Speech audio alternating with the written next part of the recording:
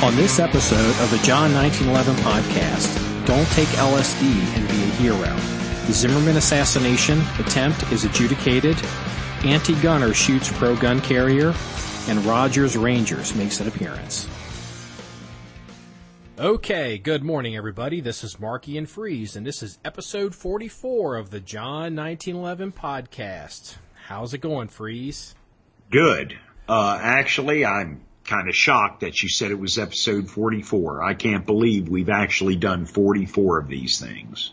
Yeah, we may have lost like one or two of them. So, because they didn't get recorded or something got screwed up. Oh, we had a couple foo bars in there. Yeah, well, considering, I just upgraded my operating system on my computer, I hope this is recording, but we'll see. So, Well, just remember, if it doesn't record, it is your fault 100% because, nothing's ever my fault. Yeah, at least concerning this kind of stuff, yeah, it's always my fault. So we had some issues this morning, already. So yeah, well, hey, I just banged off my shift, so, so I'm not taking blame for anything. I worked all night. You drinking some Jack and just chilling? Actually, I'm drinking a cup of coffee. It's my last coffee of the night. And it's, what time is it? It's late. It's like 10:15 in the morning. Yeah, it's 10:15 in the morning, and I'm drinking my last cup of coffee of the night. Yeah. Hey, but look, in all fairness, I can drink a cup of coffee and go right to bed. Coffee does not keep me awake. Well, coffee just it's my go juice. It's kind of like your liquid crap. What's that crap you drink? Speed Stack by ABB. Yeah, whatever. You're like gay juice. Really? Yeah, dude, okay. You're gonna fucking do that to me at goddamn 10:15 in the morning? Gay juice? Okay. Let me ask, is gay juice gonna make the goddamn outline on the description? I apologize for being insensitive to your ways. You motherfucker. Dude. Hey, we're talking about we were talking about Anne Marie that did all the steroids at the gym. Hey, look, it's okay because I said I'm sorry. Hey, I thought we said we were going to talk about the presidential election. We're not. And actually, we're not. We are not going to talk about politics during this podcast. We're going to talk about fun things. Yeah, we talked a little bit this morning already. That's why we're getting a late start. And we've decided that this is going to be a Clinton-Trump free zone today, just because, it needs to be about guns and having fun and just.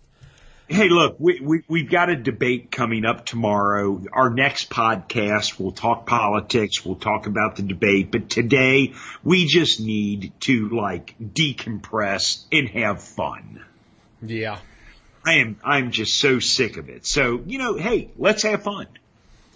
Gay juice. Yeah. Yeah. Hey, what? Well, the worst part is I'm going to be going back over this, to make an outline, because, we have to put a description up when we publish these. And I'm going to see gay juice, and I'll be like, what the fuck was that? What the hell's gay juice? Oh, man. Hey, look, I've been up for 15 hours. Only 15? Well, by the time I go to bed, it'll be 20. Give me a break. Yeah. Oh, hey. By the way, the meme, the don't fart in the Apple Store meme you posted on Facebook, I laughed for 15 freaking minutes on that. Okay, because first off, the goddamn dog is freaking hilarious to begin with, but dude, really? The first time I read it, I'm like, wow, you know what? That's right. I've never been in an Apple store that had windows. And then I'm thinking, oh, goddamn, you dumb son of a bitch. Because I didn't even get it at first. And it's wow. For the listeners at home, the meme shows this cute little dog making all these faces, and it says, don't fart in the Apple store. Why? Because they don't have windows. And I'm thinking, you know what? That's true. I've never been in an Apple store with windows because they're usually in malls. And then I'm like, oh, God damn, I don't even believe I didn't even get that. It's like, holy crap. So I laughed for like 15 minutes straight. I laughed because it's a funny meme. And then I laughed because, well, I'm a freaking retard, Hey, we're not allowed to say that apparently. Oh, I'm sorry. I'm mentally challenged. That's okay. I said retard in a post on John1911. By the way, speaking of retards, because I rolled in. Let me see here. I'm gonna take a look here now. There's a troll. We've had these trolls rolling in on our social media. Oh man, it's been horrible. These Democrat trolls. There's one here. I'm looking at him. I call him. Is he on Facebook or John1911? He's on Facebook, and you probably saw it. I'm gonna not bore our listeners, but I'm the guy that came back and made the comment about the Freedom Riders. Oh yeah. And so if he even touches my response, he's getting banned because I've looked at his profile. He's a fake. He's like a seminar fake. Troll profile. Yeah. It's a fake profile. Yeah. Look, to the casual Facebook user who just gets Facebook posts on their wall from places they like or their friends, they don't realize this. But from a business, we get these fake troll profiles all the time. And a lot of these are basically DNC people.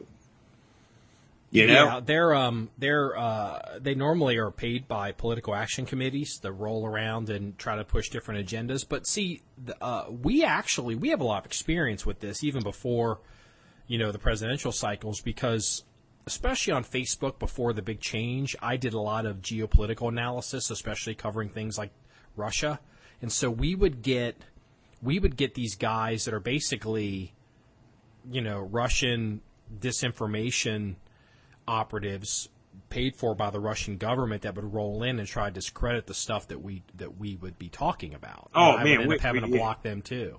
Oh yeah, we had a ton of those. Yeah. And then we started getting. They tried to crash our websites. They were trying to crash our website, both of our websites, for probably about 6 months. About a month and a half, maybe 2 months ago, they attacked us in the middle of the night, and they actually were successful in crashing us 2 or 3 times, but we only went down for maybe 5 or 10 minutes each time. I mean, we were able to, to come back from it, but they tried really, really hard about a month and a half, 2 months ago.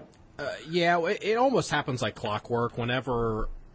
I don't remember specifically what it was that pissed them off, but it had to be something I posted about Ukraine. It was, if I remember correctly, it was a post about the Ukraine. I don't remember exactly what it was. Oh, you know what it was? It was me talking about the super secret squirrel Blazer magazines and how I had a contact in Russia, and I talked about all the drama in Ukraine and how I can't get stuff out of Russia or Germany.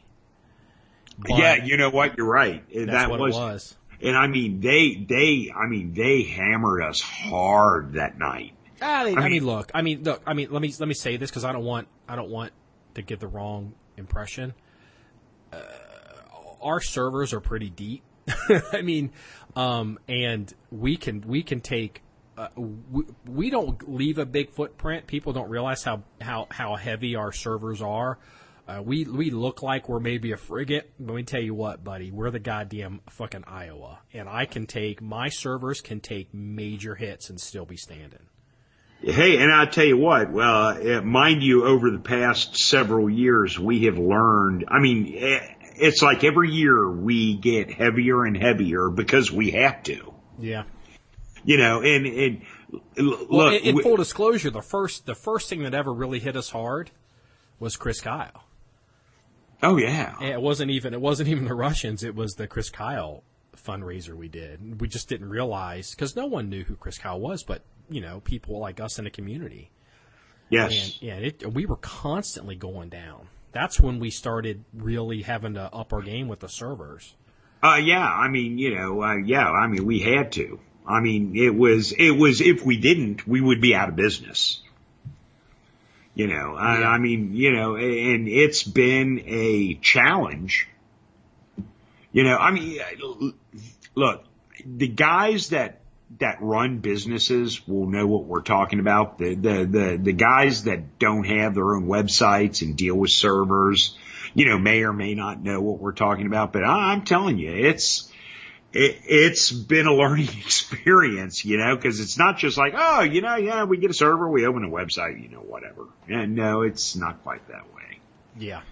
It's harsh. I mean, look, when we decided to go the route of John1911, because, obviously Facebook has been attacking us hard for, a couple years now? We've had issues for a couple years.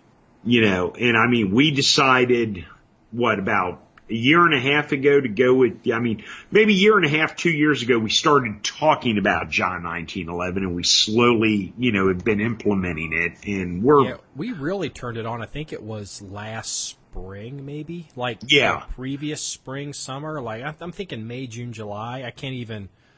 We had it kind of there, but we didn't put a lot of energy into it.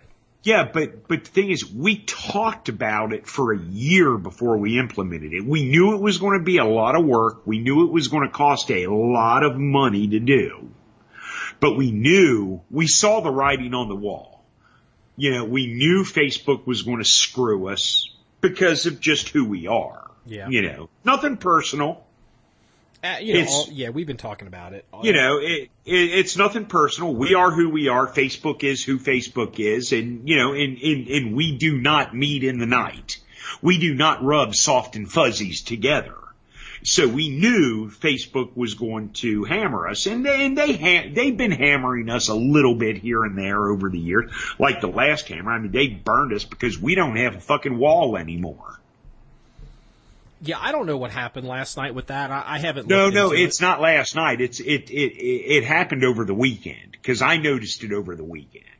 But anyway, just getting away from that. So we decided to open John1911.com, which is our blog page, because the truth is, there is going to come a time when. Truth is, we won't be on Facebook anymore. Facebook will shut us out. May not be tomorrow, may not be next month, but that day is coming. Yeah, what they did, I guess, I haven't looked. This all could be a big mistake. I haven't confirmed it, but the theory is right now that when you go to a Facebook page like a business, you've got our feed, and this is something that people at home have to remember. How admins see a Facebook page is different than how a person at home sees it. It literally is laid out differently on our end. And there's a feed for the stuff that we post. But then there's a separate, smaller feed for, posts by others. And Facebook has removed that, or they haven't removed the widget, but they have, they cleaned it. There's nothing there. And I don't even think we could, I don't know what's going on. And, look, I'm not that really bothered by it because, one, we have alternatives for people to reach us or communicate with us or do whatever. Just go to John1911.com. That's what you need to do anyway. But the other thing is, too, people could post stuff in there that if we don't catch it right away, and it's like porn or, you know what I mean? Well, I'm not that worried about it. Well, that's where the spammers go. But here's the thing. On my phone, I still have the widget to bring it up, but there's nothing there. On my computer, I can't even find it on my computer. It's gone.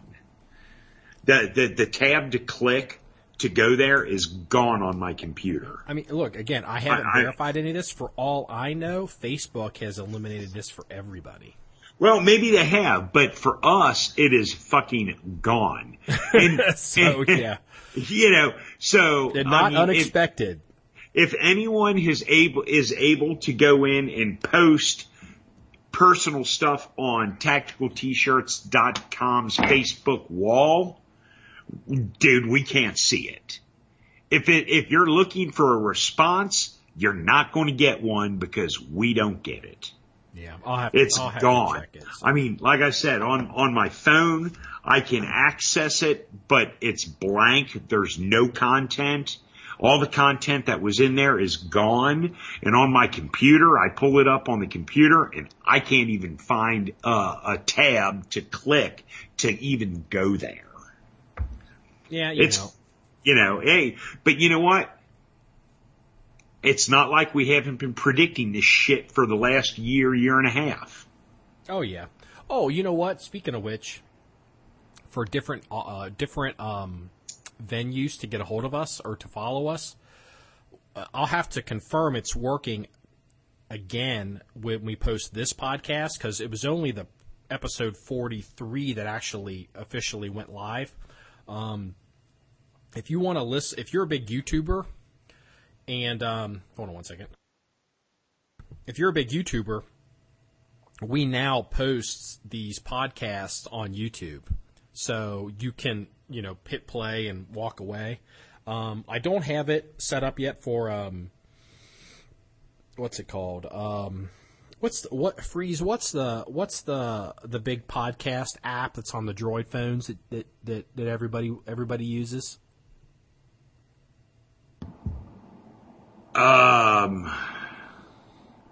What is hell, it? I don't know. Is it iHeartRadio or something? Yeah. All right, iHeartRadio. So yes. Yeah, we're going to be on iHeartRadio next. That's the next project I got to get hooked up. So and I know we've had multiple people asking us about iHeartRadio. So that's coming. So I know there's been people asking, and we're getting. I mean, getting it to connect with YouTube again. Like, I don't upload it to YouTube. Our podcast servers push it out, and just like it pushes it out to iTunes and some of the other stuff. And so now I've got it pushing to third-party servers that I approve, so YouTube. So I should be able to pretty easily do it to iHeartRadio. Actually, Freeze, I didn't tell you this. I had to send a cease and desist to a company that was stealing our podcast and publishing them and then running commercials over them without our permission. Are you kidding me? Nope. That's awesome. No, it's not awesome. It sucks. But I mean, it's like, really? Mm-hmm.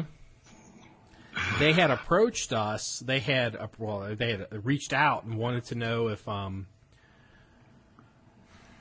whatever it was, and they knew it was Marky and Freeze, and I'm like, so these guys are going out and listening to podcasts, and then they're trying to generate business. And so I just did some sniffing around. I was like, So it got my attention. I went looking, and sure as hell, there it was.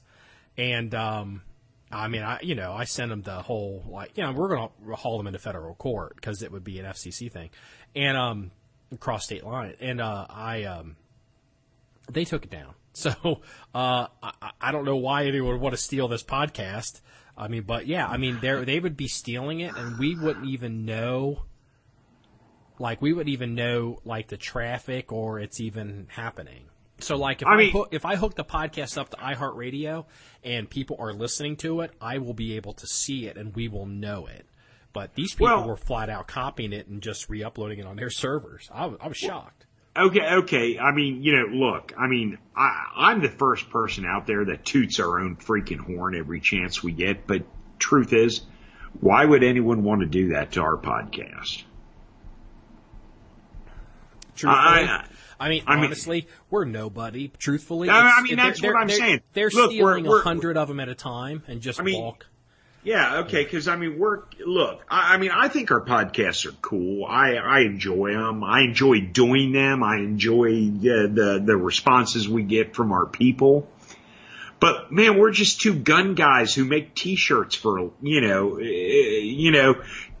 we make. Look, we're not driving freaking Maybachs, and we're not living in multi-million-dollar mansions. Well, you are, of course. You drive a freaking Maserati and live in a multi-million-dollar mansion. I would never own a Maserati. But I drive a Pinto, and I live in like Section 8 housing. But that's the difference between they call me Laquitius over in your neighborhood.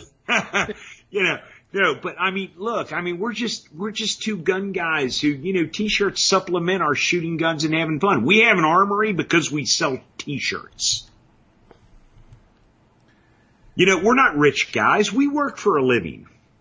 We're just two average Joes. And I like our podcast, but why would anyone jack our podcast? I guess on one hand, I'm kind of flattered. I imagine, here's the thing, if it's happening once, it's probably been going on and we just didn't even know it. So, you know what? I will say this. If you are listening to this podcast and you are not getting it off of iTunes, now YouTube, and, or future iHeartRadio. Episode 44, this podcast, if you're not getting it off of iTunes, YouTube, or a direct feed from John1911's, blog page, whoever's hosting it is stealing it. Something to, and reach out and let us know. I definitely. Get educated on this. Drop us an email at tacticaltshirts@gmail.com. Drop us an email anytime you want, and let us know that someone's jacking our shit. Hey, I saw this. I want to change gears here. Every once in a while, a police blotter comes out that just makes me happy. And it just restores your faith in humanity. Hey, look, police blotters make me happy every day. Okay, but hey, I'm sorry. Go on with your story. Okay. The city is Half Moon, New York. Never heard of it. Man broke into his neighbor's house to save the family dog from a fire Thursday night. Oh, good for him. 43-year-old Michael Orchard of Inglewood. California? I guess so. Inglewood Drive. I'm sorry, of Inglewood Drive. Oh, okay. And he, apparently his neighbor's house was on fire.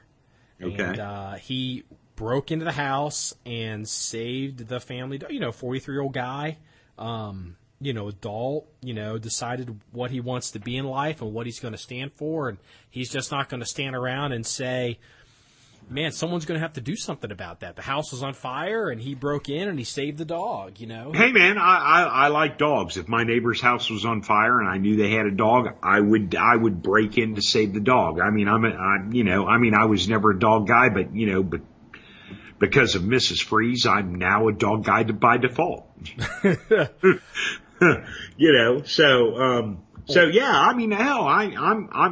I'm down with the guy. We just need a positive, feel-good, human story to, make people feel better because, our country's going down the tubes. Yeah, don't tell me they charged the guy for B&E.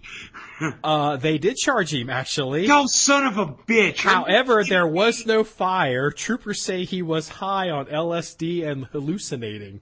Oh, good goddamn. Are you fucking kidding me? So a feel-good story turns into a goddamn LSD story. Hey, it's not heroin. That's good news. Well, if it was elephant hair on, he'd be dead. Oh, yeah, I forgot about the elephant hair on. Oh, man. So crackhead breaks into your house and steals your dog because some imaginary fire. Because he thought your house was on fire. Oh, goddamn. So the feel-good story just turns to shit. Oh, say when troopers were talking to him, he told police officers that he mixed LSD with cough medicine. Oh, God! I know you're real familiar with that. Yeah, really? He was charged with, he got a B&E, second-degree burglary and third-degree criminal mischief and put in county jail on $15,000 bail.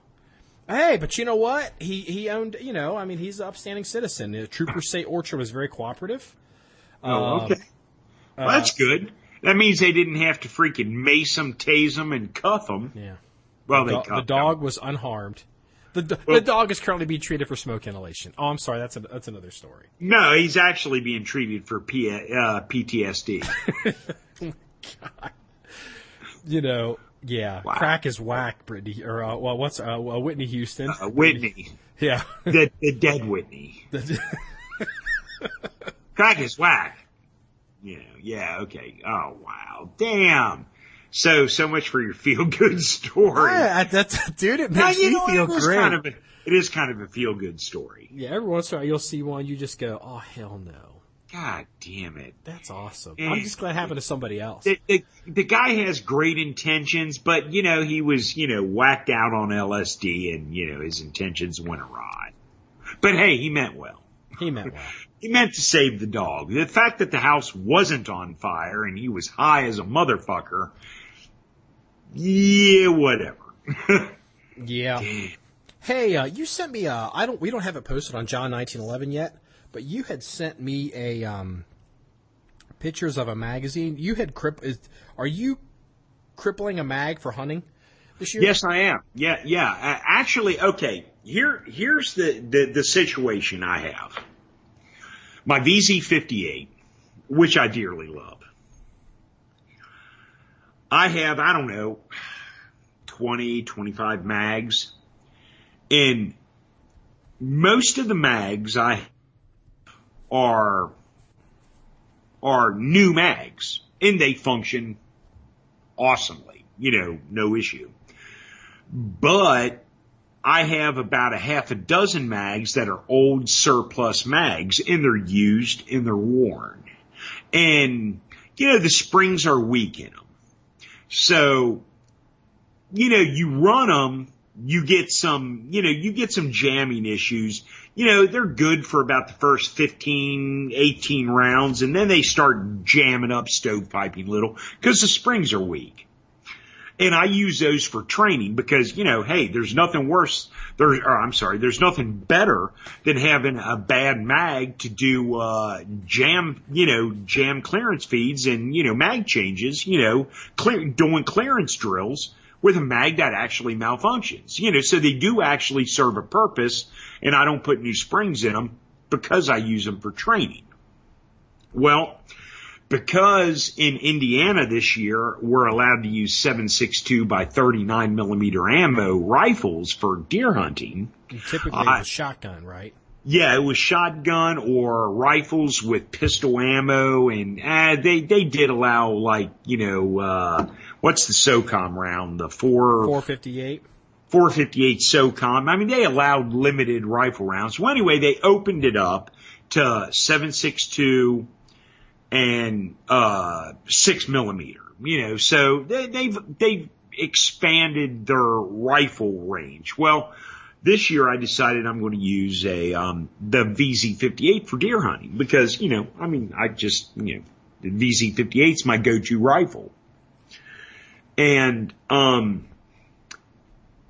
the one rule they have is when you're in the field hunting, you cannot have any more than 10 rounds of ammo on your person.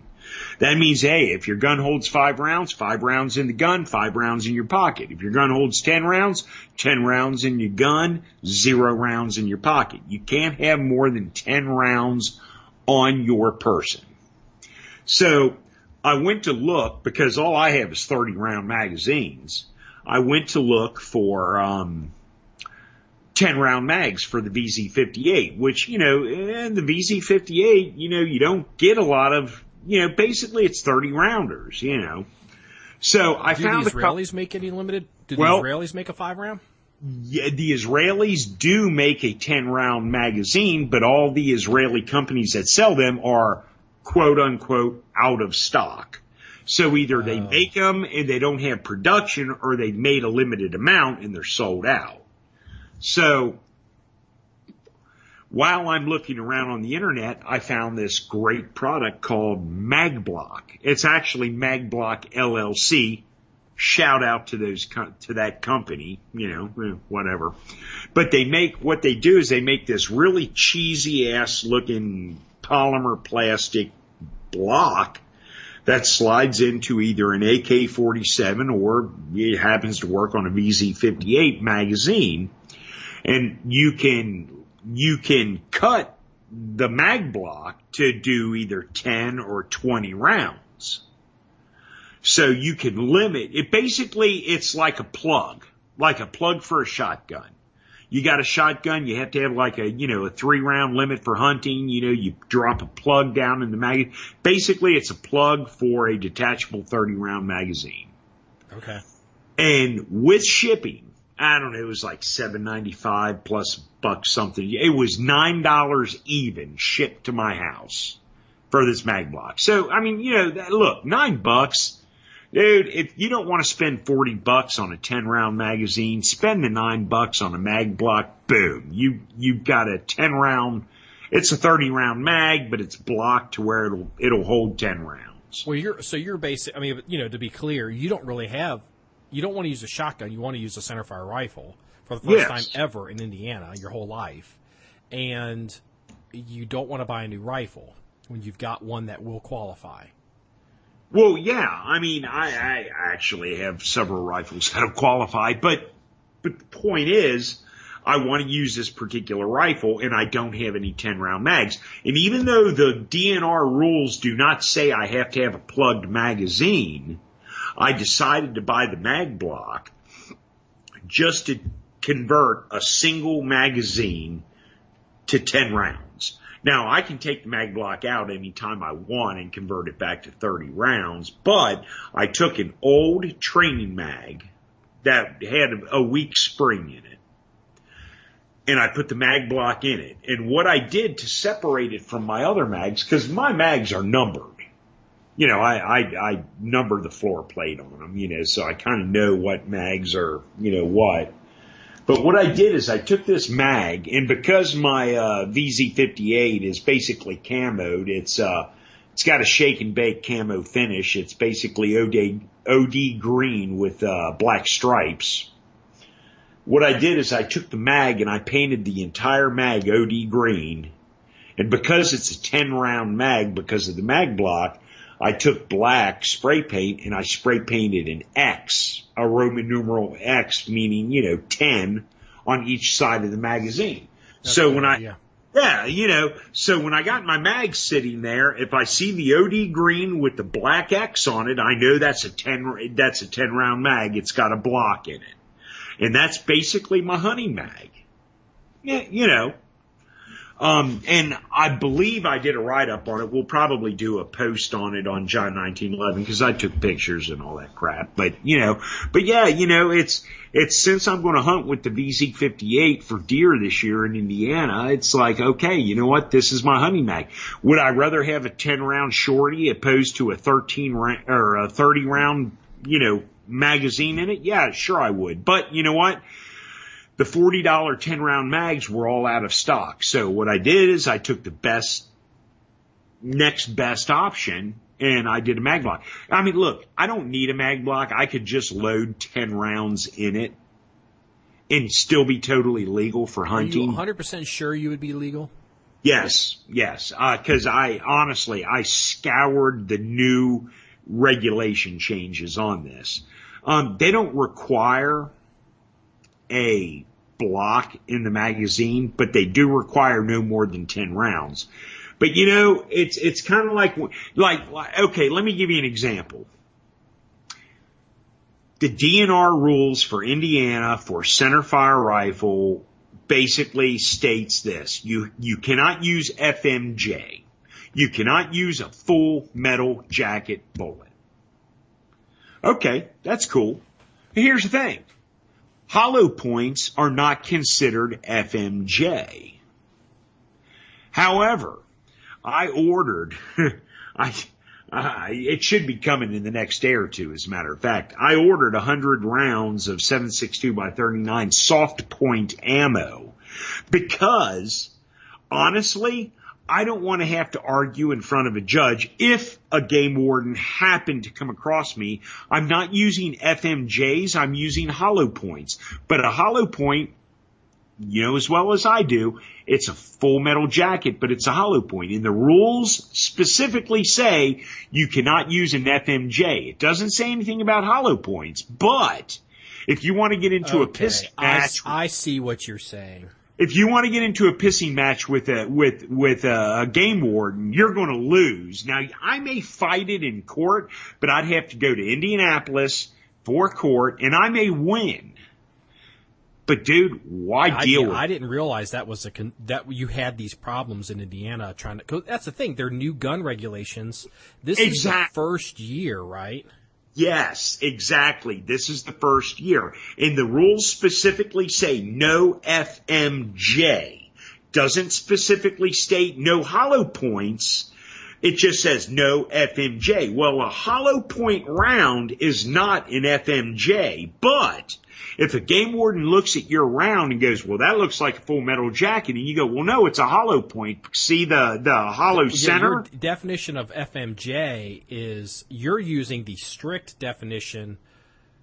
Exactly. You're afraid that someone's going to basically say you want a bullet that's made of two types of metal. Well, exactly. So this way, if I get a soft point ammo, which I ordered, if a game warden checks me, he pulls the mag out of the gun, he looks at the rounds and goes, oh, that's a soft point. And you know what? Soft point is a traditional old Elmer Fudd hunting ammo. Yeah, exactly. And so I exactly see what you're doing. So if I argue with the game warden saying, well, this isn't an FMJ, it's a hollow point, and he's a dick, dude, or he may just not even understand. Yeah. He cites me, then that means I have to go to my designated court date and I have to drive to Indianapolis for it.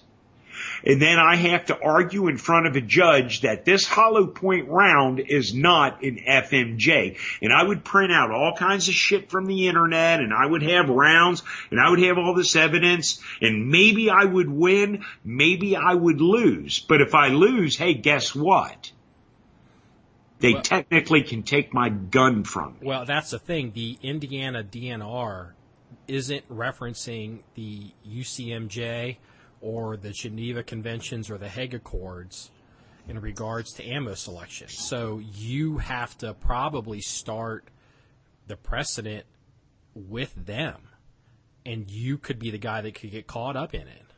You know, so you get somebody who's a game warden who's not a big gun person who now has to deal with centerfire rifles, and before they go out, they've been told basically soft point and everything else is illegal, and they're looking for a two-component bullet, and they run across your hollow point, your copper, whatever, your whatever hollow point ammo, and it's one type of metal, it's not two components. They're going to be like, it's one component. It's full. It's full metal jacket under their definition. Bottom line is, if the game warden is not a gun guy, or the game warden is just a raving fucking dick. They aren't really dicks in Indiana, are they? No, not generally, but I mean, it's just like everything, I mean, some guys are dicks, some guys are not, and most of the game wardens I've ever run across have been okay guys, but the point is, if it's not a soft point, it's a hollow point, or it's a FMJ, but from a game warden point of view, if he's not a gun guy and he doesn't know the difference between soft point and hollow point and full metal jacket, then what happens is all your hollow point ammos becomes full metal jacket to them, because honestly, your hollow points are basically a full metal jacket bullet with a hole in the freaking center. Yeah. Now, gun guys know the difference, but you have to assume that your game warden is a gun guy. You are not using common sense. You're using your legal brain, and you're reading the law as it's written, and that's very smart, because people that don't know this need to be aware. Indiana is kind of screwed up. It's not, they're not screwed up, but they've done things differently for so long. And here's a perfect example. Rifle has not been legal in Indiana, I think, ever, probably since the Civil War, to hunt with. but they've got this weird class of caliber, like it's a Wildcat. It has to be a certain diameter, but can't be longer than this. Here's the case. The old, prior to this year, when they started introducing center fire rounds, this was the criteria. It didn't really matter about the bullet diameter. Like this year, it's all about bullet diameter. But the big thing was your bullet casing. The case. Now we're not talking about handgun rounds in rifles. You know, like my son-in-law hunts with 44 mag Marlin lever gun. You know, that's totally fine, and that hasn't changed. It's a pistol caliber. But we're talking about rifle calibers. Like 45-70 is not legal. Or this is as of last year. It's actually not legal this year either, by the way. Yeah, it's weird. But 458 SOCOM was legal. And the reason 458 SOCOM was legal opposed to 45-70 is your case length could not be more than 1.8 inches long. Not your overall length, I'm talking your case length. So what these people were doing is they were making these Indiana residents, and actually I have my cousin's husband actually built a German Wildcat at a German Mauser. I think it was called something 457. I'm thinking it was 357 or 3. Maybe I thought it was a 30 caliber bullet. Maybe it was 357 Hoosier, or I could be wrong on that, but it was something Hoosier. It was called Hoosier. They all have a Hoosier after their name. But what they did is they took a 308 round and they trimmed it down to 1.8 inches and dropped a freaking bullet in it. And it was totally legal because the case length was trimmed down to 1.8 inches. Okay. And you know, that's great.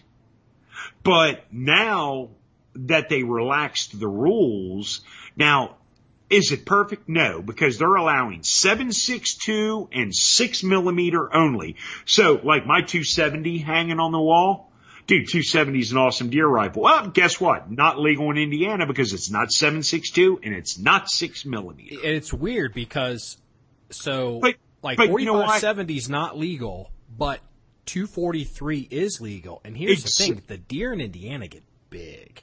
Well, look, here's the thing. The truth is 2 years from now, 270 and 4570 will be legal.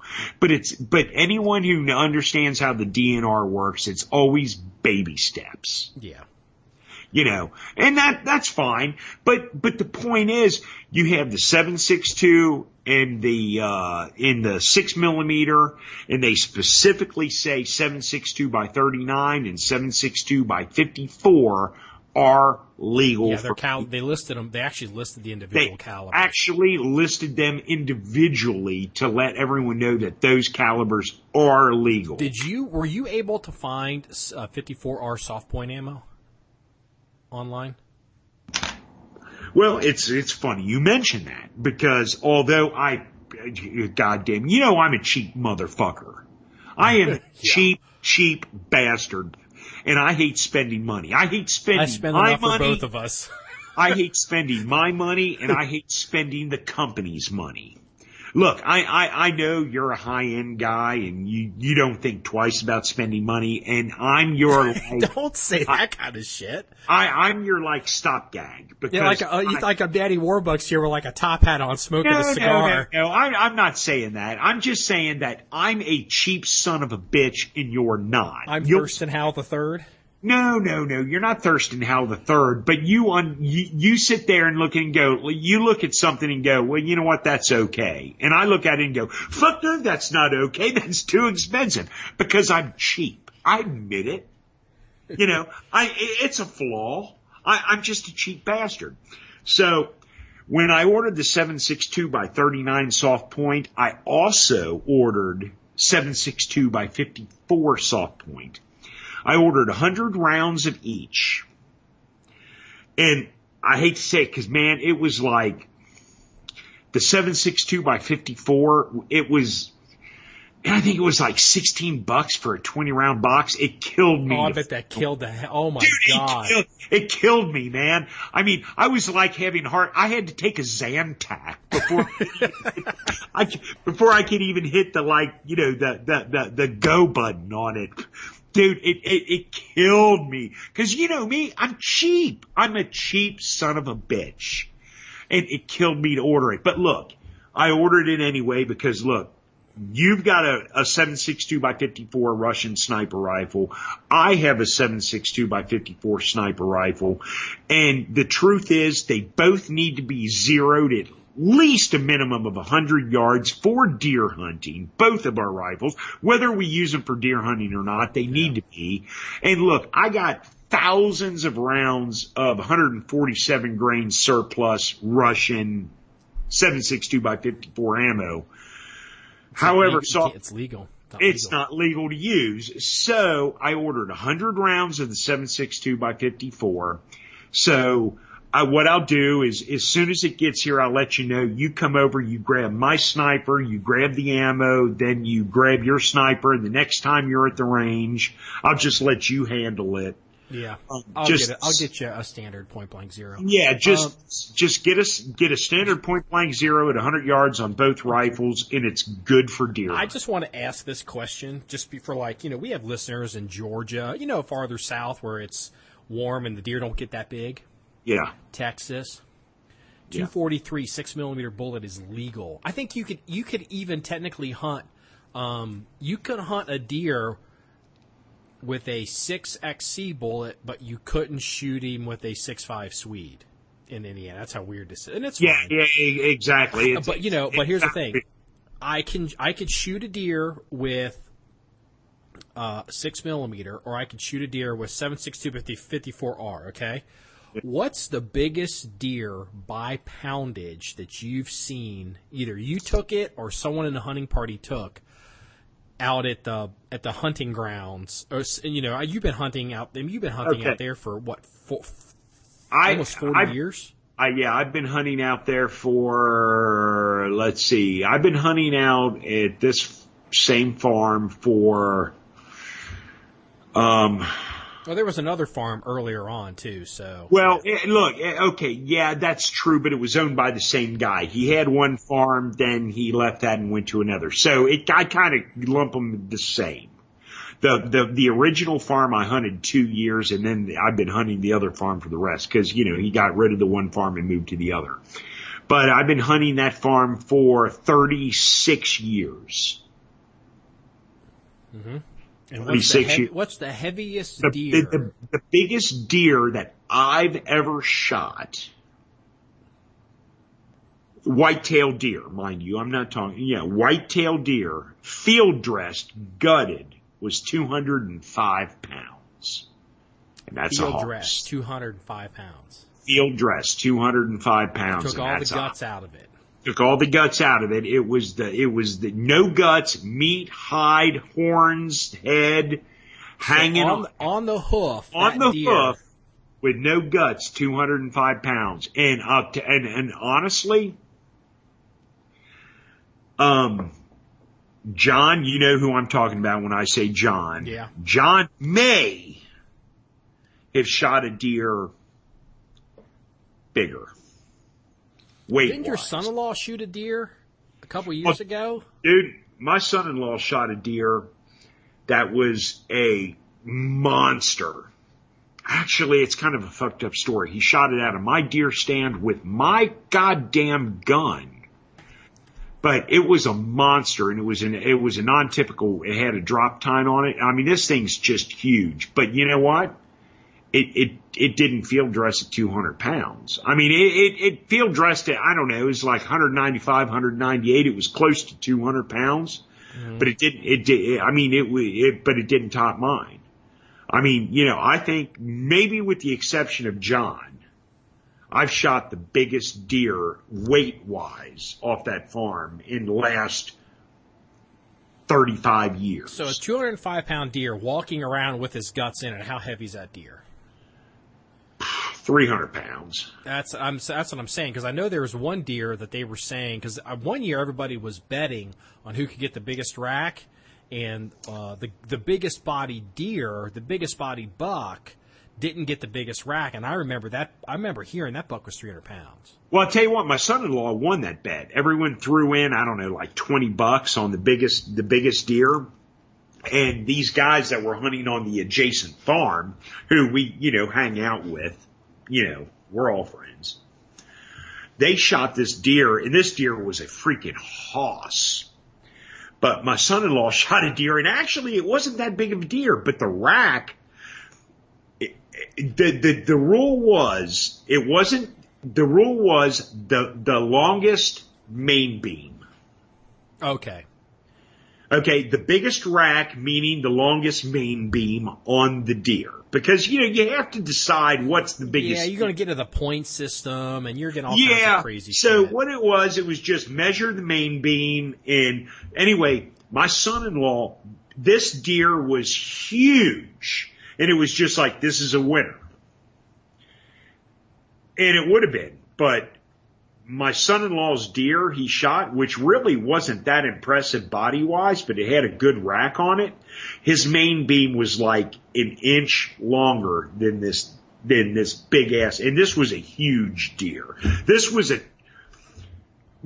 deer was probably a 180-pound field dress deer. Every bit of it. It was a hoss.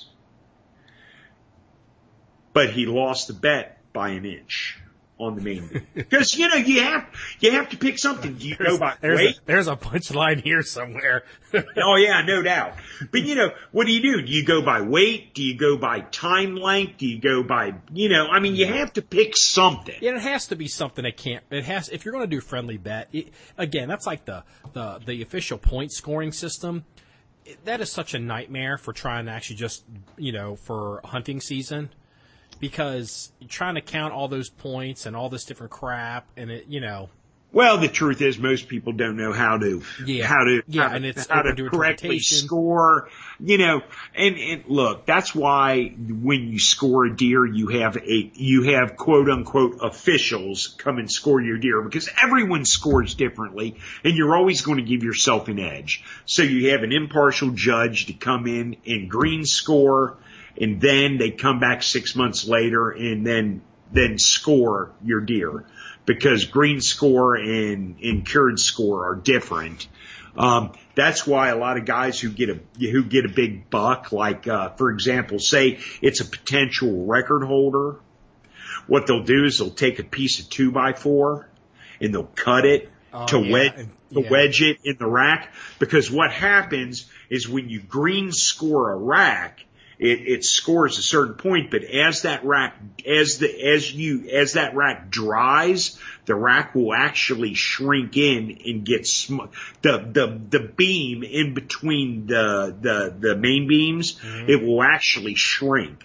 So what they'll do is they'll wedge a piece of like 2x4 in there. So when it dries and cures, it won't shrink up and become smaller. Yeah, because that's a measurable.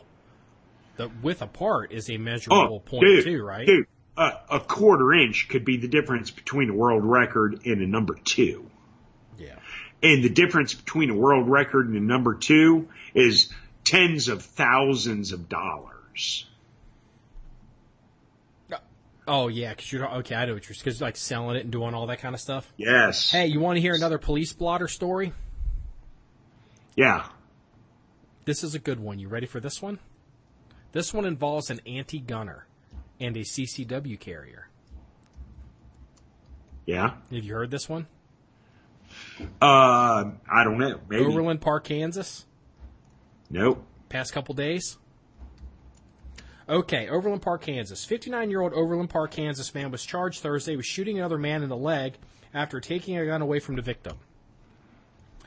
The 59-year-old, Ricky Paul, was charged in Johnson County District Court with aggravated battery. He also was charged with aggravated assault for allegedly pointing the gun at another man. Overland Park police said the incident occurred around 5:30 p.m., so it wasn't really late. Wednesday, near 80th Street and Overland Park Drive. Police said Smith was allegedly upset about another man carrying a concealed weapon. He took the gun away from the man, pointed it at him and another man, and shot the victim in the leg, according to the allegations. An anti-gunner, and it turns out, and a guy who's anti-gun was able to detect that a CCW holder was actually carrying a gun. The police say he wasn't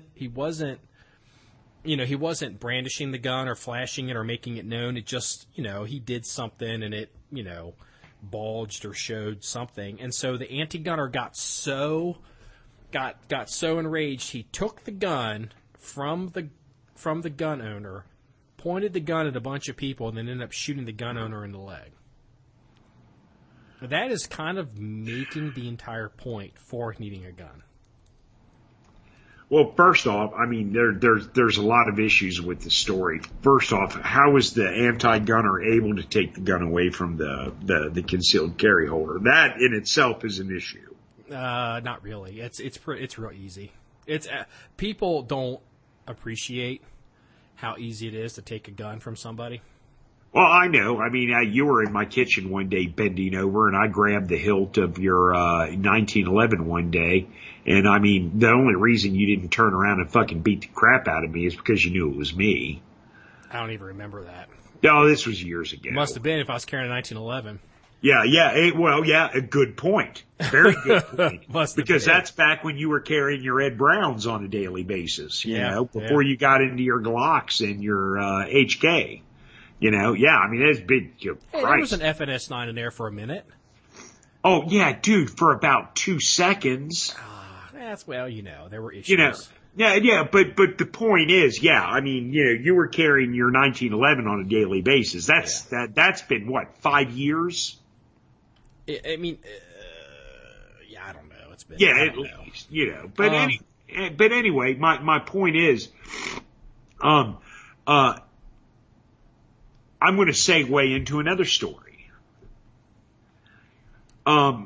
Did you hear, about a year and a half ago, some guy took some shots at George Zimmerman. Let's bring George Zimmerman into the loop. Georgie boy.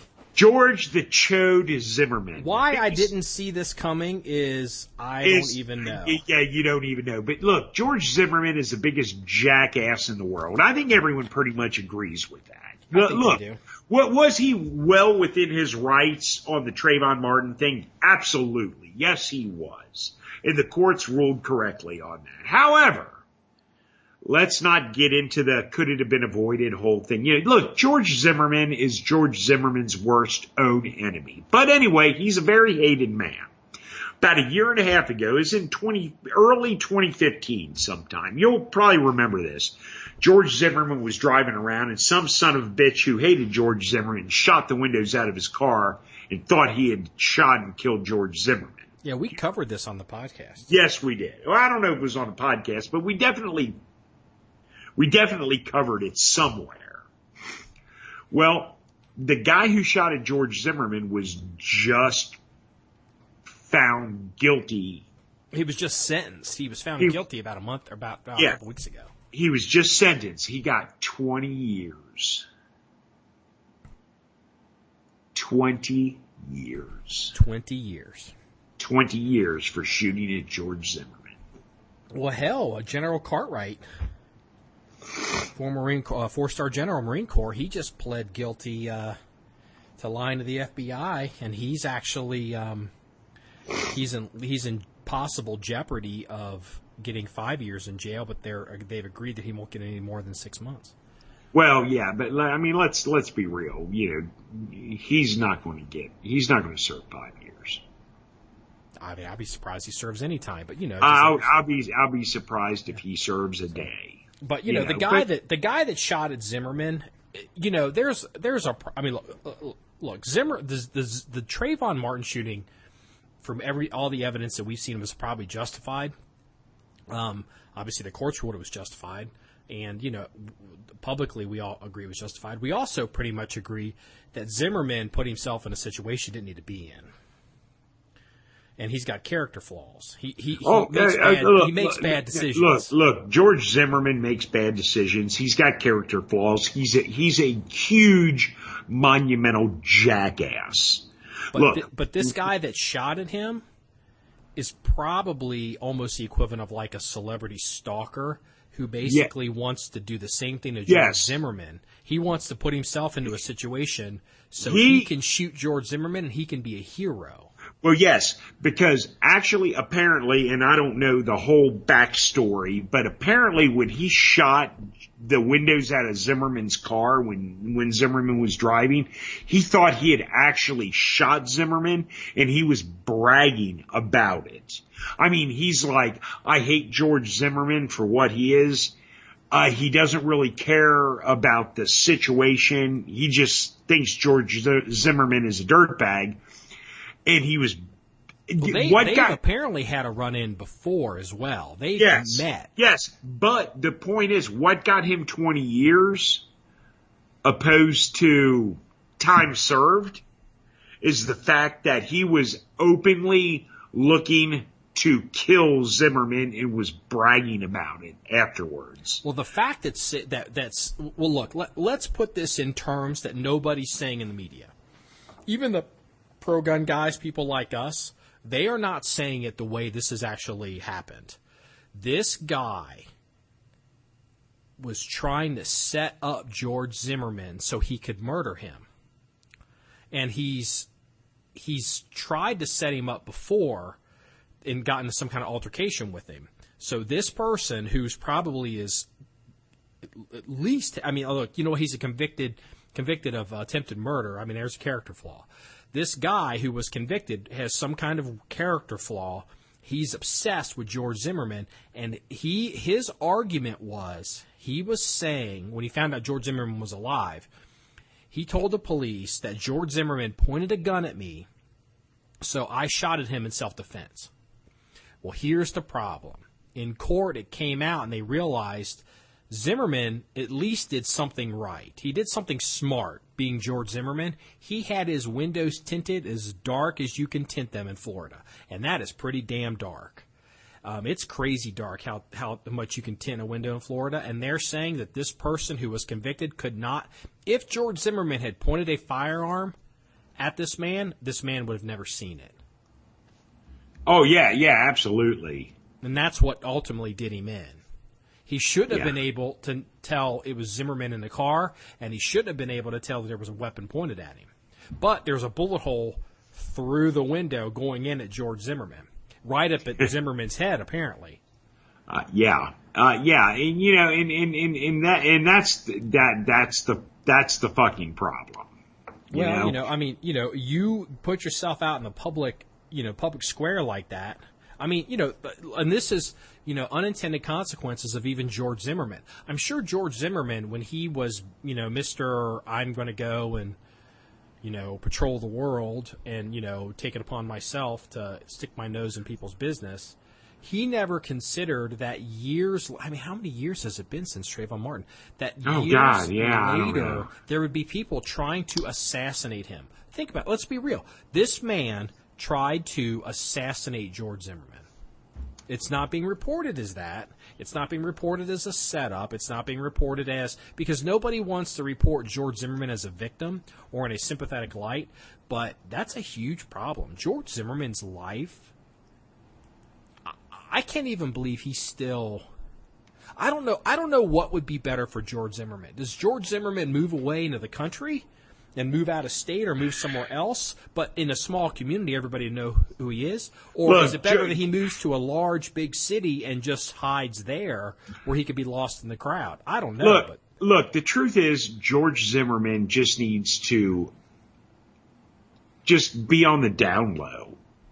Yeah, look, I mean, he can go out there with Mark Furman and live in Iowa with all the militia people or wherever the hell Furman went, but look, he just needs to lay low and stay out of the freaking media because he's his own worst enemy. Yeah, I mean, if people that haven't followed the Zimmerman story, we have is, the one that really did me in with him was the story, and we've talked about it. I don't need to rehash all of it, but he basically was sitting outside of a gun store in his car for all day. And somebody was like, man, there's some guy sitting out there. So they called it in non-emergency, like, hey, there's some strange car sitting outside this gun store, and I'm afraid they might be casing the joint.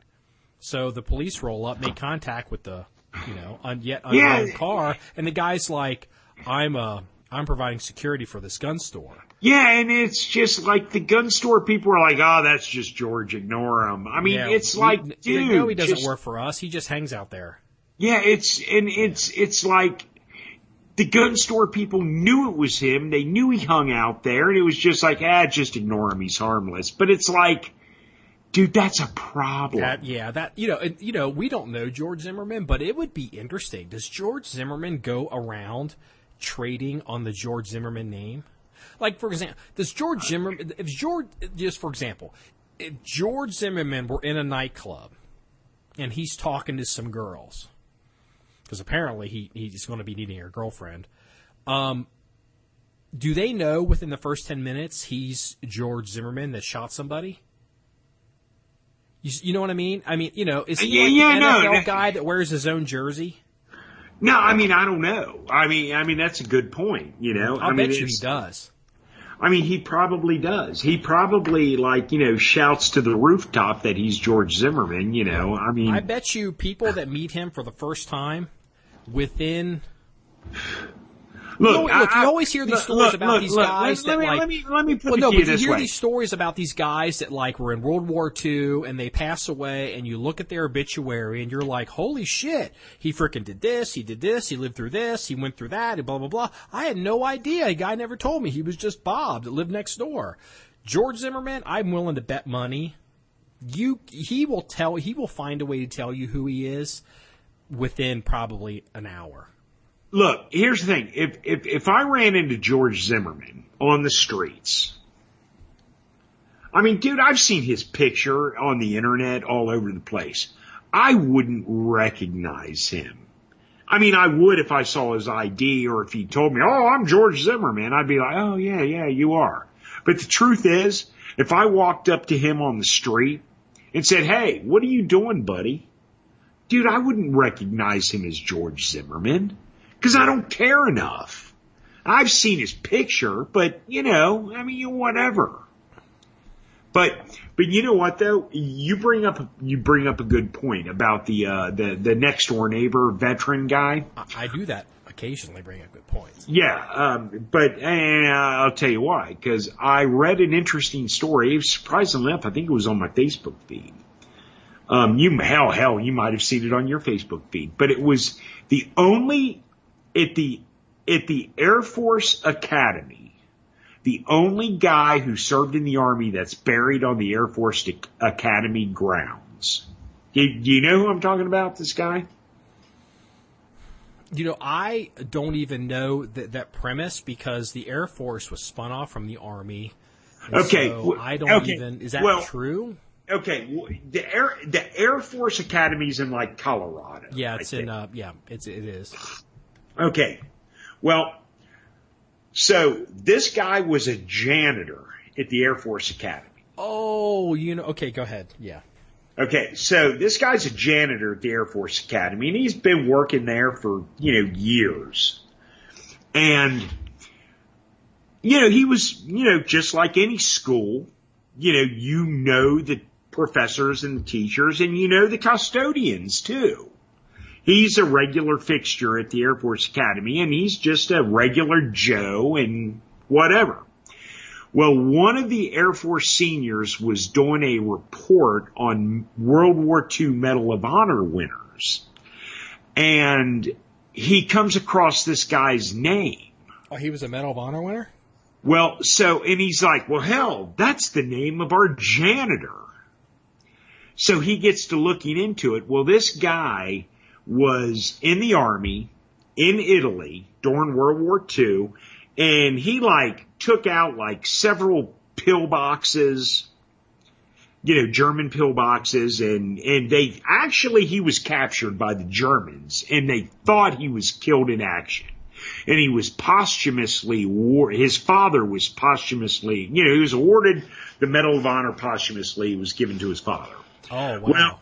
Yeah, well, like a year later, he gets, he gets freed from the POW camp, and he goes on.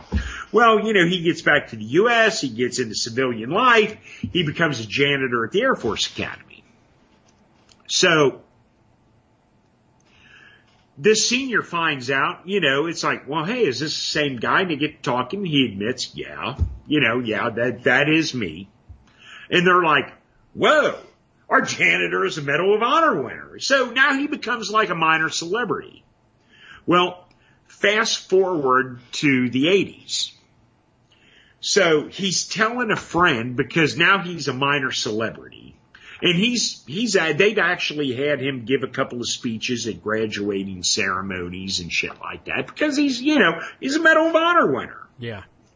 So he's talking to a friend, at the academy, and telling that, well, he's telling the story how, I was captured by the Germans.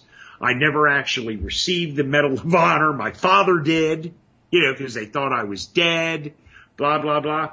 So fast forward to Reagan as president of the United States giving a speech at the at the Air Force Academy. And they hooked it up to where they're like, hey, this guy has never actually received the Medal of Honor. So Reagan actually presented him with a Medal of Honor at the Air Force graduation ceremony that Reagan presided over while he was president. I don't remember that. Cool story. Super cool story. And this guy, but look, the thing is, for years, he was just a janitor. Yeah. He didn't brag. Yeah. He didn't brag. He's just like, oh yeah, okay, well, I was kind of awarded the Medal of Honor. They thought I was dead. They gave it to my dad. I never actually, got it per se. I mean, he did, but, he got it, when it turns out he was alive, when he got home, his dad gave him the medal, but it was just like, hey, you know what? I did what I had to do. And for years, this guy was just a janitor. Mm-hmm. He wasn't some night force Mohawk ninja, night elf Mohawk ninja guy. He was a janitor at the Air Force Academy. Yeah, it reminds me. So when he died, and he died like, I don't know, in the early 2000s, I believe, he's the only non-Air Force personnel buried on the Air Force Academy grounds. Okay. Huh. It reminds me, we ran into a guy, he was, it was for the hunting, and he had him running, he was talking about being, I think this guy was former Army, and it was, what'd you do in the Army? He goes, man, I drove forklifts in the Army. I looked at him. He was almost kind of sheepish, and I'm like, I like you already. You're cool, dude. Everybody's a night elf, Mohawk, freaking, yeah. Yeah, well, let me tell you a story about a guy who actually, he's dead now. He died of cancer about 3-4 years ago. Family friend, long time friend. Excuse me. Get it out. Hit the mute button and get it out. Friend of my dad's. I mean, I've known the guy since I can remember. Vietnam vet. Well, in Vietnam, he was a cook. That's what he did. He was a cook. You wanted good food, he cooked. Somebody has to. Yeah. Well, he did 2 tours in Vietnam, and for the older guys, that know, a normal tour in Vietnam was like 13 months.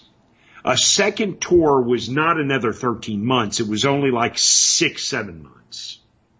So if you did 2 tours in Vietnam, you only did like 18 months. You didn't do like a full 24 months. It's a weird thing. Yeah. So when it came time for him to come home, See, when he left in, I don't know, 66, 67, it was just business as usual here, you know, in the hometown. So he gets over to Vietnam, and he's a cook. He's a rear echelon guy. You know, he's cooking grub for the troops, and he discovers pot. Okay. So this is taking a strange turn already. No. So this guy discovers pot. And he's smoking pot every freaking day. And he loves it. He loves getting high. So it comes time to go home. And he's like, holy shit. I don't want to go home. I like smoking pot. So he signs up for a second tour. Now, mind you, he's a rear echelon guy anyway. So he does a second tour and he smokes pot, you know, and he has a good time. Well, at the end of his second tour, they don't let him do more than 2 tours at the time. You had to come home. You could rotate. Like Special Forces guys did multiple tours, but, you know, you had to rotate home and then rotate back.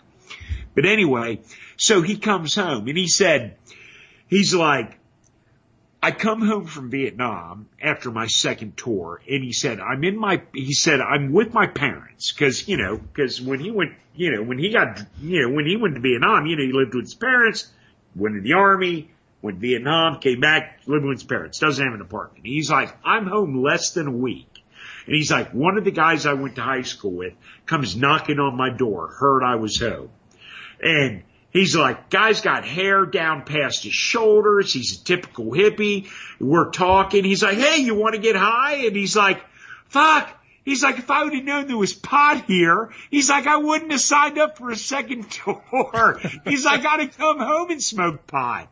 But he signed up for a second tour because he didn't realize he could get pot at home. Well, I mean, that's, you know, I mean, dude, that's real world. You know, that's that there is real world. So he's like, hell, he's like, I did 2 tours. He said, I only needed to do 1. He said, I could have got high at home. And by the way, he died of cancer. He was a printer all his life, you know, dealing with printer inks and shit like that. Oh, so that killed him, not the pot? Oh yeah, no, he was a printer. But he smoked pot up until the day he died, by the way. And he was in his 60s when he died. You know, but it was like, he's like, I did 2 tours and I didn't need to. I think I know who you're talking about now. We won't say his name. No. We won't say his name. But you know, all the large prints I have in my basement, that came out of the museum, he's the guy that gave them to me. Okay. The printer. Yeah. So you know who I'm talking about. Yeah, I know. So did he used to ride motorcycles? No, he was never a motorcycle guy. Okay, I'm thinking of somebody else then. No. That guy who used to ride motorcycles you're thinking about is still alive. But I thought he died. No. He's still alive, and as a matter of fact, remember the video you shot of the Triumph in the garage? Yeah. That's the guy you're thinking about. That's his Triumph. That's his Triumph. Okay. That's his Triumph. He's still alive, and he did a tour in Vietnam, but he was an engineer. Okay. You know, he was an engineer. He drove bulldozers and shit. Okay. You know? Hey, I just realized something, and I saw something on Numrich, and I wanted to ask you. We've got the Swede sniper, right? With the scope, it's with this, and we got the sniper. Yes. Did it come with the scope but not the mount? No. When we bought the Swede sniper, it came with the base. The base. But it didn't have the rings or the scope. And we bought the rings and the scope. Did we buy it from Numrich? I think we did. I think it was. No, or maybe it was another. No, was it Sarco before they went out of business? It was Sarco, because Numrich was getting them from Sarco. Okay, we bought the rings and the scope, and I believe the rings and the scope, I don't want to say they're repro, but they're not World War II vintage. They're like post-World War II. It's identical to the original World War II rings and scope, but they were made in like either the 50s or the 60s. So it's kind of like, it's not really a reproduction rings and scope, but it's a post-war rings and scope that's identical to the actual World War II rings and scope, if that makes any sense. Yeah, and that's a 4-power scope, right? That was on all those. Yes, I need to shoot that gun. That is a typical 4-power World War II sniper scope. Yeah, you put them together, I shoot them. The reason I'm asking is, I was thinking of this. Numerich has, remember the 6-power scope that's technically correct? Yes. They made a... Numerich has they're selling the 6-power scope with the base, the mount.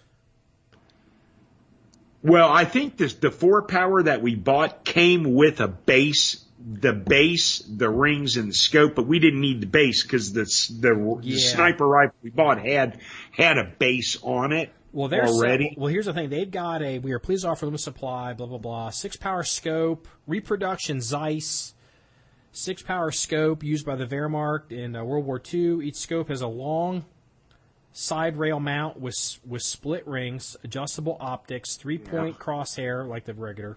Yeah, sure. Steel adapter plate, metric screws, locking pins, extended sniper safety. Oh!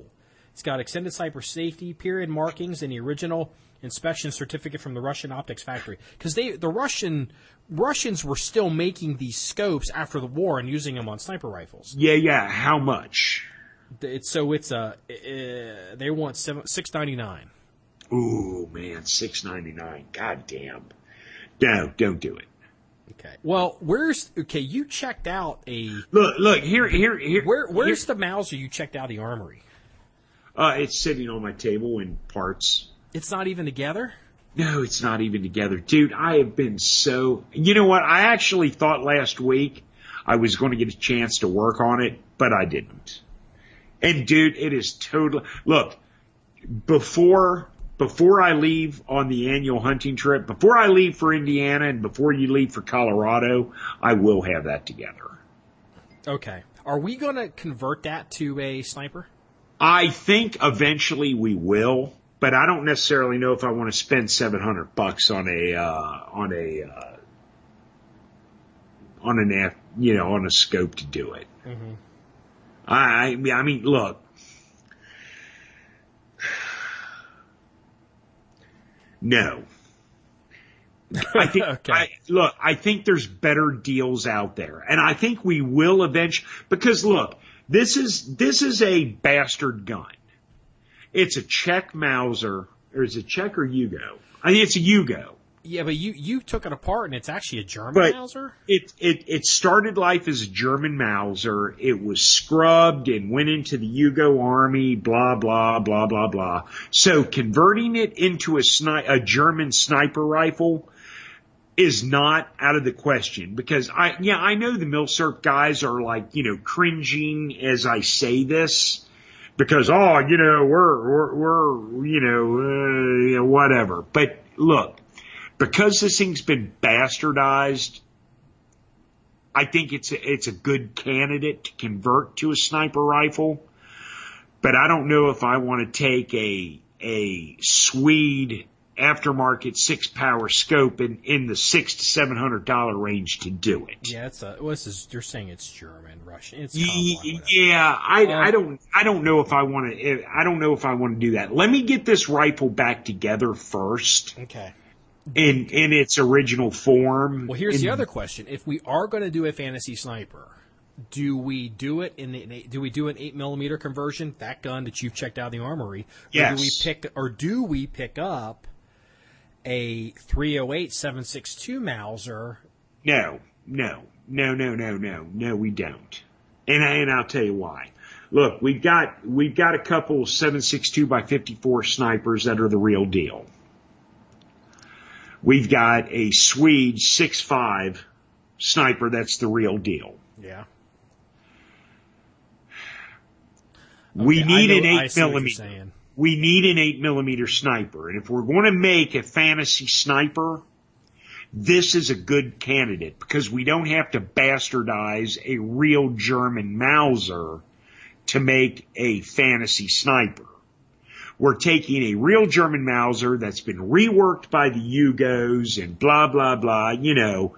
So it's kind of like a bastardized German Mauser. So it's a good candidate to make a nice 8mm German sniper, a faux made up German sniper. This is a good candidate for that.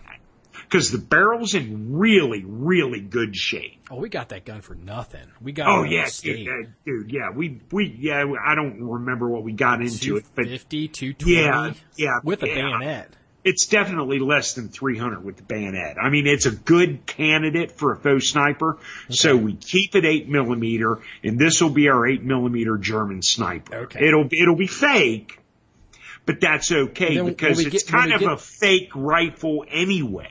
When we get the new steel set up, the human-sized silhouette steel targets, yes, it'll be good to shoot these snipers on video and post it, and it'll be good time. Yeah. So, well, I tell you what, since the Mauser is in parts, I had been looking at maybe picking up one of those Martini Henry untouched guns from Numrich and having you shake and bake and clean them up. But right now, you're behind, dude. We can't get that. Dude, yeah, you know what? You can get that anytime you want. I'll make time for it. I mean, I'm behind. I know. I mean, I know I'm behind. And honestly, the truth is, I've been putting it off because I've been working on other stuff. And I say I'm behind. I've had the time. I just haven't made the time to do it. Okay. And I really need to do it. And I like I said, it was on my table to do last week when I was off. But for those of you who don't know, I work 7 on, 7 off. I work a weird third shift gig, but it was on my agenda to do last week, but other pressing things came to being, and I wasn't able to do it. But I did get a bunch of other stuff accomplished. If that helps. Okay. All right. I mean, I'm not giving you a hard time. I just was like, wait a minute. No. That goddamn gun. Look. Okay. Here's. It's fine, dude. Don't worry about it. I mean, I've got all the small parts redone. They're all reblued. They're all in good shape. What I have to do is the stock. I got to clean the stock and redo the stock, which will take a day. And then I've got to do the barreled action. That's it. I mean, so I'm like 40% done with it. Okay. And honestly, God, to convert that to a fantasy sniper, do we have to cut the stock on it, or no? You just drill into the receiver? It depends on what kind of mount we go with. Some mounts you have to drill into the stock, but if we get the right mount, no, we'll have to drill into the receiver, but no, we won't have to cut the stock. But you know what? Even if we have to cut the stock, it's not that big of a deal. No, it's not that big of a deal. I mean, we'll do it. Okay. But look, this is a perfect fantasy 8mm World War II German sniper project. It's a good project because, yes, it was a World War II German gun. Yes, the Yugos reworked them and did their whatever. So if we're going to take a repro deal, this is a good candidate for that. Okay. Yeah, that's what I thought. We got so busy it got dropped, and I was like, we were going to make that into a sniper, and we just, But look, in all fairness, I say no on the, what'd you say? It was $699. Okay, $700 for a repro mount, rings, and scope. I say no on it right now because, I'm a cheap bastard and I don't want to spend $700. But the truth is, with what we have into that, okay, so let's just say hypothetically we spend $700 on this, 6-power scope mount and base. Yeah. We could put this gun together, and even though it's a Yugo, It's still got some Waffen-Amps. It's still got some World War II German markings on it. It is what it is. It'd be a fantasy made-up sniper. We could sell it and still make money on it, even spending $700 on the scope-mounted base. I don't necessarily want to spend $700 on the scope-mounted base, but we would still be, we have so little in this gun, we would still be in the good. Yeah, and you know, not gonna sell it, but no, we wouldn't sell it, but ultimately that's how I judge things. You know, if we sold it, would we lose money or make money on it? We would make money on this gun. Not a whole lot of money. Yeah, it's got like a K98K stock, right? So it's got like the divot under the... yeah, dude, it's got the bolt takedown hole on it. Yeah, it's right. Okay, this gun is right. That's what I don't like about some of the Yugo Mausers. I prefer my Mausers to have that scallop. Well, but see, here's the difference. Some Yugo Mausers are post-war made Mausers, and then some Mausers are Mausers that they captured from the Germans, whether it was partisan rifles or when the Germans left that area, they left their supplies behind and they took them and they just reworked them. And this was a German rifle that was either left in the Yugoslavian area or it was a partisan captured rifle. Who knows? No one will ever be able to tell. But it wasn't one of the post-war made, because Yugoslavia made Mausers after the war, and they just copied the Mauser, but they're Yugo Mausers, and they were German. This is actually a German Mauser that was reworked at the Zastava factory and incorporated into their military. Well, does it have an intrinsic, ultimately, would it be a mistake? No, it's not really a mistake. And does it make it worth any more money? Not really. But from a collector's point of view, it's always better to have a gun that was a real German base gun opposed to a non-German base gun. Okay. Does it make it worth any more? Not really. No. But if you're going to make a fake German sniper rifle, it would actually make it worth more that, okay, I take a regular post-war Yugoslavian Mauser and turn it into a World War II German sniper. That's okay. It's a fake sniper. It's still a fake sniper. However, this was an actual German sniper that still has German Waffen-Amps on it. German Mauser, yeah. Yeah, I'm sorry. I think I said German sniper. It's not a German sniper. But this is a actual German World War II Mauser. It started life with the German military, and it has the German Waffen-Amps on it. There's only a few left, but they're there. So if we convert this to a fantasy sniper, at least it started out life as a real German rifle, opposed to a rifle that was made after the war by the Yugoslavians. Now, does that make it worth any more? Is a rifle the way it sits now? No, it really doesn't. But as a faux sniper, yeah, it does. And the reason it does is because it's more desirable. If that makes any sense. From a collector. You gotta understand, you have to understand the warped, fucked up collector mentality. Well, the collector would never, the people that collect, and that's, when you're into like these milsurp collector groups, Jesus, they get kind of, they can get crappy. Oh, dude, sweet Jesus. I was one of them for many, many years. Dude, trust me. I know about getting crappy. So this rifle to them would never be would be a good Mauser to them. Like it would be a real German Mauser, it'd be all screwed up as far as they're concerned. Yeah. It would be a real screwed up German Mauser. But because it has the Zastava marks and it came out of post-war Yugoslavia as a reworked Yugo rifle, it will always be just a fake sniper.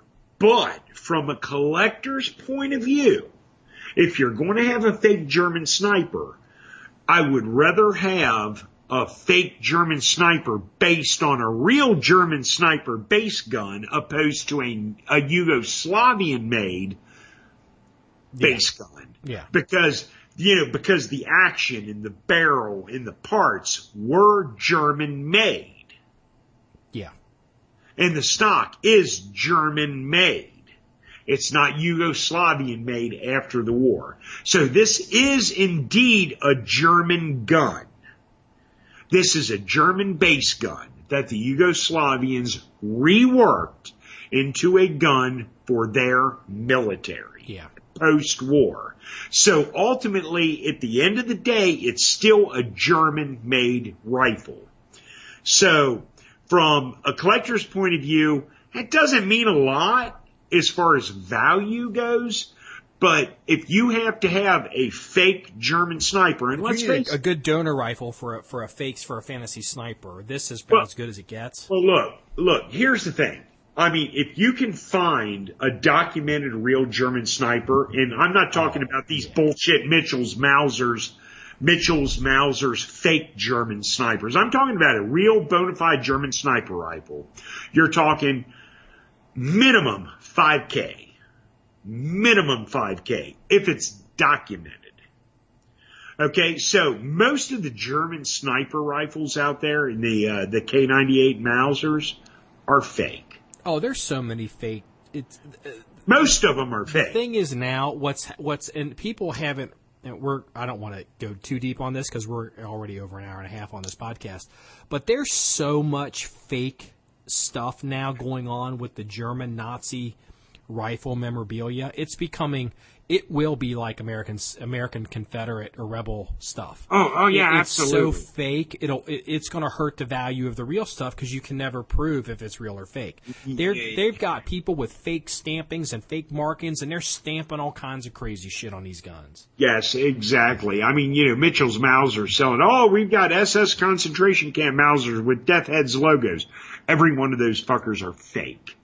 Every single one of them. And look, if you disagree with me, if you're listening to this podcast and you disagree with me, you're living in a fucking fantasy bubble. They're all fake.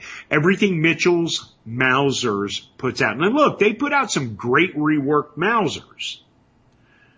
They do. I mean, they look like $1 million. They look like they're Arsenal refinished, but they're all fucking fake. Yeah, there's every single one of them. There's a German sniper on Gunbroker right now. Someone sent me a thing on it. Hey, what do you think of this? You guys, you think this is legit? And I said, you know what? I don't know. I said I saw a couple things I didn't like, and I'm not even a Milsurp guy. But like it had hex head, or it had Allen head screws in the mount. And I said what you need to do is go to this group over here and ask them, and within like 5 minutes, they were all like, fake. They were all like tearing this thing apart. This thing is fake as days long. As soon as you see Allen head screws, you know it's fake. Yeah, and it was, I think the guy wanted 5 G's for it. Wow. Nazi, it was being sold as a sniper with a scope and a rail and a base and all together, World War, all this crap, and it was fake as... I mean, the guy had added stuff. Like, he was adding all kinds of fake markings, like, to the barrel bands, and the guy went nuts. And you could tell he must have had his own punch. He had his own punches. Oh, yeah, look, man, yeah. And that's where people haven't figured that out. Just because a rifle's got punch marks on it now, doesn't mean shit anymore. Oh, dude, when you buy Mitchell's Mauser that has the death's head punches on the metal, dude, that's all fake. They punch that on there themselves. That's not real. It's not real. You may want to believe it's real, but it's not. How much was Mitchell selling those for? Oh, dude, they were up there. They were, over $1,000, and they're fake. They're 100% fake. Mm-hmm. They are not real. Don't waste your money. Hey, it is what it is. And that's an example we've talked. You were a big Milsurp guy. Again, you like stuff for your own personal collection, but your policy has always been, I pay repro prices. That way I don't get hurt. because there's so much fake stuff. Yeah, absolutely. Especially in the German World War II market. I will buy anything at repro pricing. Because, look, you got a German SS tunic. I will buy it at repro price. Because maybe it's real and maybe it's not. But if it's not real, and I can tell if it's real if I see it, you know, if I get to touch it and feel it and see it, I can tell you if it's real because I've seen enough real ones. Yeah, see, that's where you and I our interests are different. Like, I saw this, you know, I mean, this brings this up. I saw this the other day and it showed up like on the internet something. Somebody was selling reproduction, and they labeled it as such, reproduction entrenching tool covers. I mean, so basically it's, you know, reproduction bags for shovels. Why? And it's like, why even buy one? I mean, there's so much of this crap. It's just I don't even understand why anybody wants this stuff. Let me tell you about. I'm not saying they shouldn't be able to buy it. Let me tell you about a guy I know. His name's Bill Murray. Are we going to shit on Bill Murray? Do I have to bleep his name? No. His name's Bill Murray, and it's funny because, you know, the comedian Bill Murray. Mm-hmm. And he is a local guy to us. Okay. And he has stuff that is on. He's got class 3 shit. But he's actually got museum licensing. Oh, okay. And he's on the east side of town. Okay. Well, let me tell you. It can't be any more specific. Go ahead. Yeah, let me tell you something. Bill Murray has, he's got like 10 acres of land. He's got a World War II duck. He's got Nike missiles. No warheads, but he's actually got the fucking missiles on his property. He was buying surplus back in the 60s and 70s when no one was buying surplus. He's got on his property, he has 8 or 10 semi-trailers filled with military surplus. And I was over his house buying some stuff from him because, you know, we were wheeling and dealing.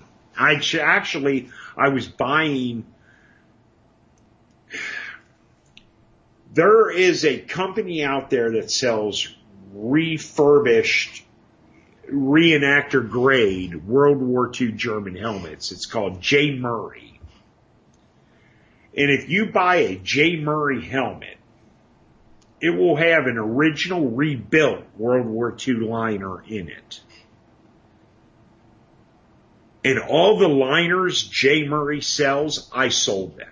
I sold J. Murray, I think, 3,000 World War II USGI liners. So if you buy a helmet, a refurbished, restored helmet from J. Murray Inc., the liner in that helmet came from me. And I bought the liners from Bill and got a hell of a deal on them years ago. But here's the story. Tractor trailer semi-trailers, they do leak, you know, as they get old. Yeah. He had World War II German backpacks had fur on them. You know, they had fur. I don't remember what kind of fur, but, you know, they were canvas and fur. He had a pile. There was probably 45 of these German World War II backpack frames with rotting canvas and fur on them sitting underneath the tractor trailer out in the weather. I'm like, Bill, what the fuck is this? And he's like, well, the trailer over there sprung a leak And I hadn't been in it in 3 or 4 years, and all these got damaged because of the rain, and, and I pulled them out and I just set them here. And I'm like, really? Dude, that's thousands and thousands of dollars worth of damaged goods. Look, he was a cat guy. He had cats. And in his house on his property, now mind you, he didn't live on this property. This is just where his military shit was stored. In the house, he had like 10 cats living there. He had a mannequin set up that had a tunic on it from an original Rogers Rangers from the French and Indian War. Now mind you, this is back in the early 90s. Sitting there on tunic, I walked in his house, and a cat was sitting on the shoulder of this mannequin with this tunic on.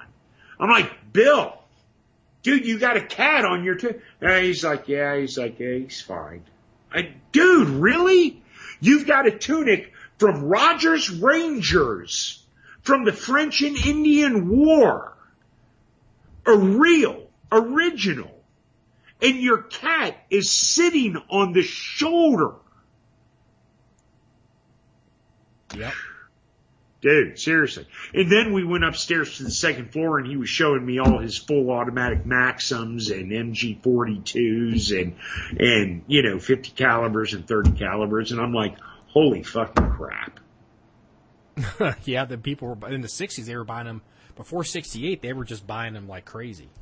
Dude, I mean, it was amazing. And, it's freaking amazing. I never thought Rogers Rangers would come up in a podcast, I gotta admit. Yeah, I mean, it was me. Actually, I bought from Century Arms International. They had a deal years ago. This is back when I had my CNR FFL. They had a deal where they had web gear.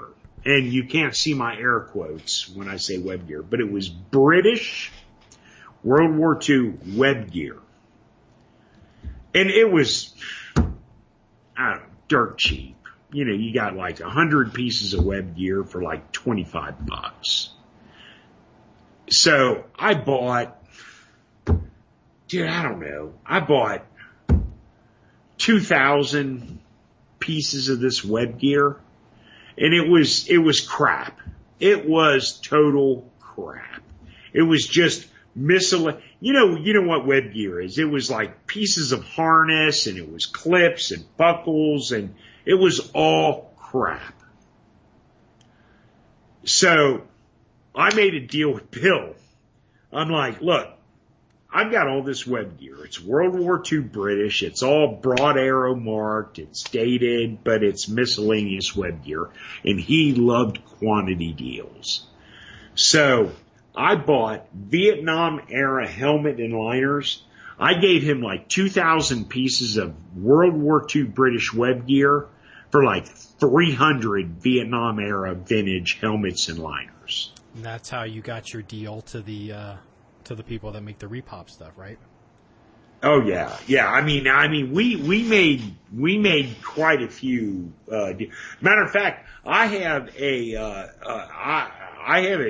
still have a shit ton of World War II GI helmets, steel pots, no liners with them, but they came from Fort Knox. Fort Knox is a big basic training for the military. Yeah, it was. I don't think they're still doing it down there anymore. Yeah, maybe not. But I bought a shit ton of helmets from him, and I mean, it's wheeling and dealing. I have nothing in the helmets. We're all happy. It was all trade deals. There was no cash involved. It was like, I have this old military surplus. Do you want this for this? And we did trades. Yeah, I mean, it's really interesting. Yeah. I mean, I just, a lot of that stuff to me is just not that, I mean, like the reproduction shovel covers. It's just like, whatever. I mean, I just don't even. It's like, why bother? I mean, I know, but I mean, there's people out there that probably they have a Jeep or they've got something. Well, you know what? You know what though? If you're a World War II reenactor, you don't want to use your original shovel cover. You can use your original shovel because, well, it's a freaking shovel. Yeah, I mean, you can make anything. Somebody will buy it, but, you know. No. I mean, for the reenactor, it's a good deal. Yeah. A lot of that stuff, my mind just gets numb. I'm like, oh God. No, dude, I hear you. I mean, I totally hear you. Yeah. You know, I mean, I like the guns and, you know, some of the stuff is, you know, but some of it is just. Well, I told you, like, I had even, then we're going to wrap this up. I had joined a Facebook group, and it was, like, I don't know, like, military, whatever, something, World War II or whatever. And I went in, and it had all these, it was a huge group, and I went in, and I was like, oh, you know, maybe I'll find stuff that we could buy or use, or you just never know. And I got in there, and it turns out it was a bunch of these guys. It was all these, they were all Nazis. And Nazi sympathizers, and like most of them were like guys in. I think we talked about this. Guys in like Morocco, and then there were guys in Bangladesh, and there were guys in Indonesia, and you know, a lot of Muslims. But it was this weird, like secret Nazi. Let's hate the Jews. Thing, and it was, I mean, like there'd be stuff in there like repro, whatever, shovel covers and stuff, but about half the stuff was, you know, all this, man, you know, crazy Nazi shit they're all talking about, and it wasn't like white Nazis in, you know, like the backwoods of bumfuck America. It was, you know, crazy Nazis in like the jungles of Jakarta. It was bizarre. I was like, get the fuck out of here. So it's the way cross it over is. from the reenactor into the bullshit zone. So yeah. So you know, I don't care about Nazis. So they're not my favorite people. I'd shoot a Nazi and, you know, eat Fun Dip, not giving a fuck. I mean, I just don't even care. Yeah. No. All right. Well, anything else we want to get out, or I think we're no. You know what? I think we've talked about enough fun stuff, and this is good because this is a good podcast where we've stayed away from the political bullshit and we've just talked about just fun stuff, and it's innocuous bullcrap, but yeah, you know what? It's like I said, it's just fun. Third debate, presidential debate, is tomorrow. Is it? I know I'm a bad person, but on some level, I'm hoping she has a medical emergency. Well, I'm hoping she, you know, goes into fucking convulsions in the middle of the stage. I have to defend her when she's president, but until she's president, I do not have to sacrifice my life. You know, I will give my life to save Barack Obama because he's the president of the United States, but Hillary's not president yet, and until she is, I'm hoping she doesn't make it. So yeah, I hear you. Okay, all right. So hey, look, you know what? We'll on our next podcast we'll deal with. It's going to be politics crazy times. Yeah, we'll deal with that then. But but now it's just like, okay, it was a fun day. Yeah. All right. Well, this wraps up episode 44 of the John 1911 Podcast. If you want to follow what we're doing on our blog page, go to our the John1911.com blog page. If you want to support us financially or it helps pay for everything, please think about going to our T-shirt page, which is tacticaltshirts.com. That's tacticaltshirts.com. Special consideration for our sound engineer Mitch over at A&M Promotions.